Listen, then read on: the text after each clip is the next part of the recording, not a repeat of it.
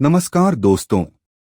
आज हम बात करने जा रहे हैं एक ऐसे सुप्रीम कोर्ट केस की जो आपको सिखा सकता है कि बार बार केस को निचली अदालत में भेजना कितना गलत हो सकता है और डॉक्यूमेंट्स की ताकत क्या होती है।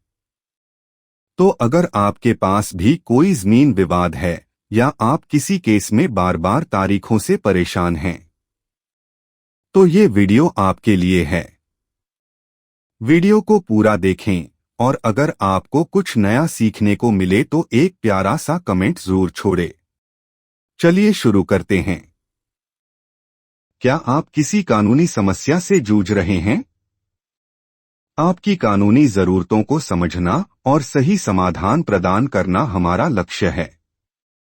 अगर आपको किसी भी प्रकार की कानूनी सहायता चाहिए तो आप हमसे व्हाट्सएप के माध्यम से जुड़ सकते हैं। हमारा नंबर है 7568890985।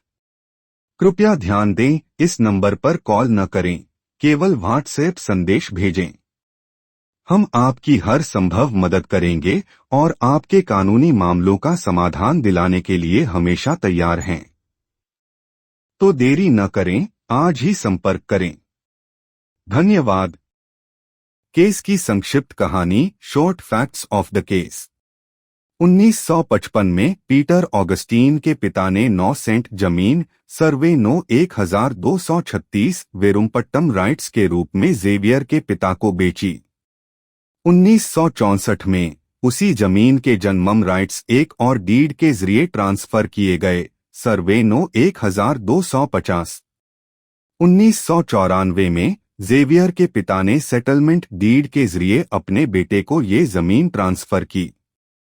2011 में जेवियर ने केस दायर किया कि वो जमीन का मालिक है, सीमा तय की जाए और कब्जा न छेड़ा जाए। 2017 में ट्रायल कोर्ट ने केस खारिज कर दिया। 2021 में हाई कोर्ट ने केस वापस ट्रायल कोर्ट को भेज दिया। 2024 में फिर से हाई कोर्ट ने दोबारा रिमांड किया, ये कहते हुए कि जमीन की पहचान ठीक से नहीं हुई। और फिर मामला पहुंचा सुप्रीम कोर्ट। आरोप और लागू धाराएं, चार्जेस एंड सेक्शंस अप्लाइड। ये एक सिविल मामला था, कोई क्रिमिनल केस नहीं। मामले में निम्नलिखित कानून लागू हुए। ट्रांसफर ऑफ प्रॉपर्टी एक्ट 1882 जमीन के ट्रांसफर से जुड़ा। सिविल प्रोसीजर कोड 1908 खासकर ऑर्डर 41 रूल 23 जो रिमांड से जुड़ा है। दस्तावेजों की व्याख्या यानी sale deed, conveyance deed, settlement deed को कैसे पढ़ा जाए।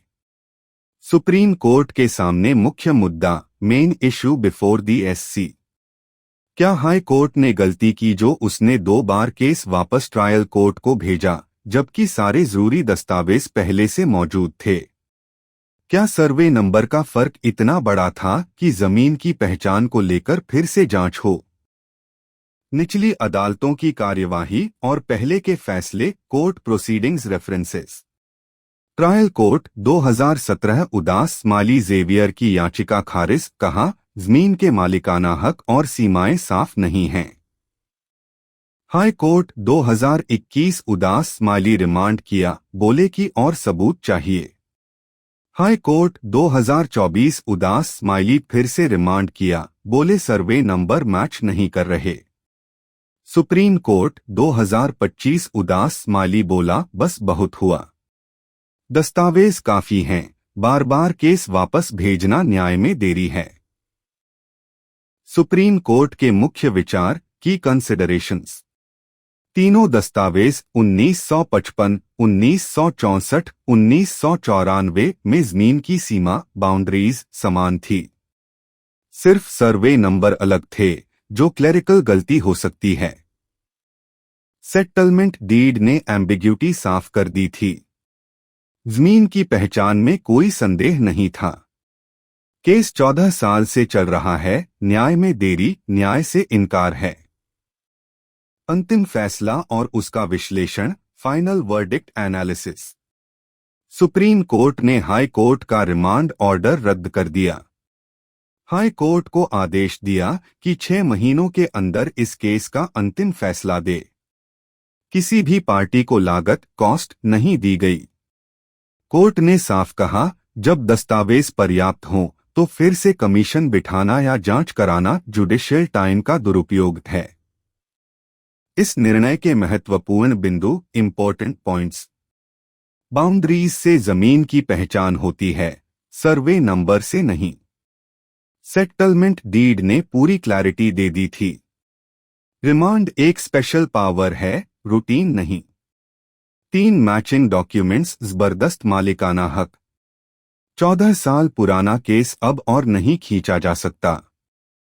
पक्षकारों की दलीलें, डिफेंसेस प्रेजेंटेड। अपीलकर्ता पीटर ऑगस्टीन की दलील। हमारे पास 3 साफ साफ दस्तावेज हैं जो एक ही जमीन की ओर इशारा करते हैं। बाउंड्रीज एक जैसी हैं, बस सर्वे नंबर में फर्क है जो गलती से हो सकता है। बार बार रिमांड करना बेकार की देरी है। वकील श्री डामा शेषाद्री नायडू। प्रतिवादी जेवियर की दलील। सर्वे नंबर मैच नहीं कर रहे, इसलिए कमिश्नर से फिर से जांच जरूरी है। पिछली रिपोर्ट अधूरी थी। वकील Shri Manoj V George. Supreme court ने क्या माना? पीटर की दलील ज्यादा मजबूत थी, सब्सटेंस पर जोर दिया, फॉर्म पर नहीं। ये फैसला भविष्य में कैसे मदद कर सकता है? Use in future cases.